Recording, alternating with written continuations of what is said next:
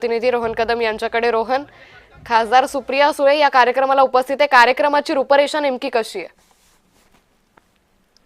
खरं तर आज राज्यभरामध्ये विविध कार्यक्रम जे आहेत ते शिवजयंतीच्या निमित्ताने केले जातात. अगदी राज्यातील चौकात गावागावात ही शिवजयंती जी आहे ती साजरी केली जाते आणि पुण्यामध्ये देखील मोठ्या प्रमाणामध्ये वेगवेगळे कार्यक्रम जे आहेत ते केले जात आहेत. आणि आपण आता पाहतोय की पाळणा जो आहे तो पुन्हा म्हणला जातोय. वेगवेगळे महिला आहेत त्या सगळ्या महिलांचा पाळणा जो आहे तो म्हटला जातोय. आणि यानंतर रथयात्रेला जी आहे ती सुरुवात होणार आहे. कारण का वेगवेगळ्या घराण्याचे रथ जे आहेत ते दरवर्षी मोठ्या प्रमाणामध्ये वेगवेगळ्या प्रकारची प्रात्यक्षिक असतील किंवा वेगवेगळ्या प्रकारचे महाराजांचा इतिहास जो आहे तो पुन्हा एकदा नव्याने जो आहे तो सांगण्याचा प्रयत्न या शिवजयंतीच्या निमित्ताने करत असतात. त्यामुळे पुण्यातील बाजीराव रोडला जवळपास 5 ते 6 किलोमीटर पर्यंतचे रथ जे आहेत ते लागलेले आहेत. त्या रथ मिरवणुकीला जी आहे ती साधारणतः 11 वाजेच्या सुमारास सुरुवात होईल. या रथयात्रेला सुरुवात झाल्यानंतर वेगवेगळ्या घराण्याचे हे सगळे रथ असतात आणि या रथांच्या माध्यमातून छत्रपती शिवाजी महाराजांना मानवंदना जी आहे, अभिवादन जे आहे ते केलेलं जात असतं. पुणे महानगरपालिकेच्या वतीने या रथयात्रांचं स्वागत जे आहे ते केलं जात असतं. विविध मान्यवर या रथयात्रेला पाहण्यासाठी येत असतात. मग अगदी यामध्ये खासदार अमोल कोल्हे असतील, उदयनराजे भोसले असतील, सुप्रिया सुळे असतील. मागच्या वर्षी देखील आपण पाहिलं की स्वतः देवेंद्र फडणवीस या रथयात्रेमध्ये सहभागी झालेले होते.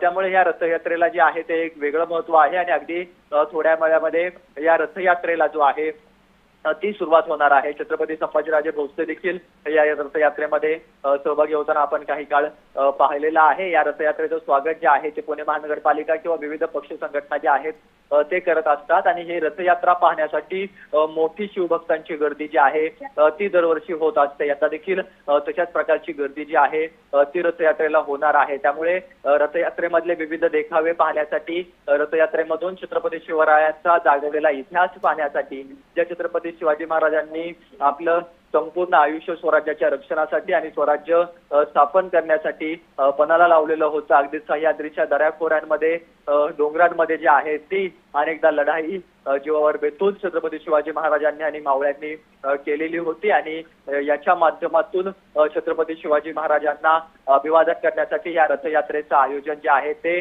दरवर्षी केलं जात असतं. कारण ज्या पद्धतीने आपण पाहतो की छत्रपती शिवाजी महाराजांची जयंती प्रत्येक शिवभक्त जो आहे, प्रत्येक मावळा जो आहे तो मोठ्या उत्साहाने, प्रेमाने, आनंदाने जो आहे तो जशी जशी शक्य होईल तशा पद्धतीने आपापल्या गावामध्ये, गावखेड्यामध्ये, चौकामध्ये करत असतो. अगदी कालपासून देखील पुण्याच्या शिवनेरीवरती, जिथे छत्रपती शिवाजी महाराजांचा जन्म झाला, ती शिवजन्मभूमी शिवनेरीवरती वेगवेगळ्या प्रकारच्या ज्योत घेऊन जाण्यासाठी अगदी विदर्भातून, मराठवाड्यातून, पश्चिम महाराष्ट्रातून, उत्तर महाराष्ट्रातून सर्व शिवभक्त जे आहेत ते येत आहेत. आणि ती पेटवलेली ज्योत घेऊन आपल्या गावाकडे, आपल्या चौकामध्ये ती ज्योत तेवत ठेवण्याचं काम या सगळ्या कार्यकर्त्यांकडून, या सगळ्या शिवभक्तांकडून केलं जात आहे. त्यामुळे ही शिवजयंती मोठ्या उत्साहाने संपूर्ण राज्यभरामध्ये जी आहे ती साजरी केली जाते. आणि स्वतः खासदार सुप्रिया सुळे देखील आता आपण पाहतोय की ते आता स्वतः पाळणा म्हणणार आहेत. त्या पाळणा म्हणतील आणि छत्रपती शिवाजी महाराजांच्या ज्या सगळ्या जन्म सोहळ्याच्या निमित्ताने जे काही कार्यक्रम, रेलचेल कार्यक्रमाची सुरू आहे त्यामध्ये विविध नेते मंडळी जे आहेत ते सहभाग घेताना पाहायला मिळतात. आणि ज्या ठिकाणी हा कार्यक्रम होतोय ते ठिकाण अतिशय ऐतिहासिक आहे. कारण का जगातील सगळ्यात पहिला अश्वारूढ पुतळा छत्रपती शाहू महाराजांनी ज्या ठिकाणी उभारलेला आहे त्या पुतळ्यानजीक हा कार्यक्रम, पुतळ्याच्या खाली हा कार्यक्रम जो आहे तो होतोय.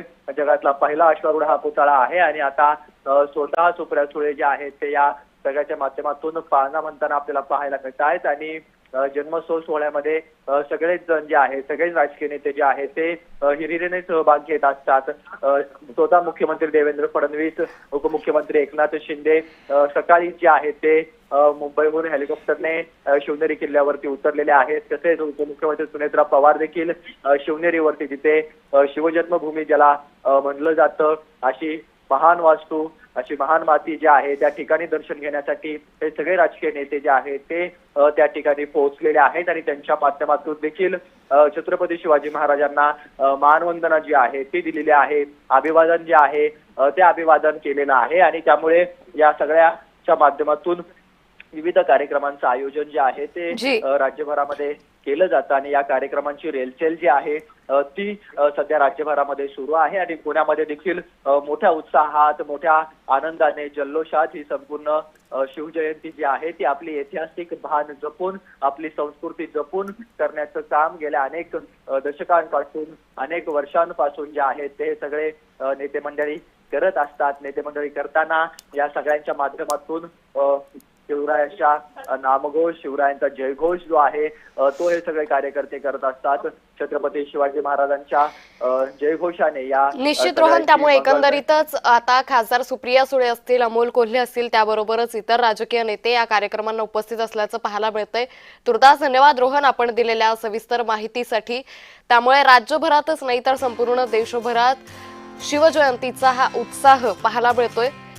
तर ही दृश्य आहे शिवनेरीवरची, ज्या किल्ले शिवनेरीवर छत्रपती शिवाजी महाराजांचा जन्म झाला होता 19 फेब्रुवारी 1630। हा दिवस खरं तर महाराष्ट्रासाठी एक मोठा सण मानला जातो। आजच्या दिवशी छत्रपती शिवरायांच्या कार्याला अभिवादन करण्यासाठी विविध कार्यक्रमांचं आयोजन केलं जातं। या कार्यक्रमांना राजकीय नेत्यांची मोठ्या प्रमाणात उपस्थिती असते। शिवनेरी किल्ला खरं तर गेल्या काही दिवसांपासून 19 फेब्रुवारी आजच्या या दिवसासाठी विशेष तयारी करण्यात आली होती। शिवभक्त शिवप्रेमी मोठ्या संख्येनं शिवनेरीवर पोहोचलेले आणि या सोहळ्याला उपस्थित राहण्यासाठी हा सोहळा साजरा करण्यासाठी शिवप्रेमी 19 फेब्रुवारीची वर्षभर वाट पाहत असतात आणि याच निमित्तानं आज विविध पद्धतीचे कार्यक्रम, मग ते मैदानी खेळ असतील, त्या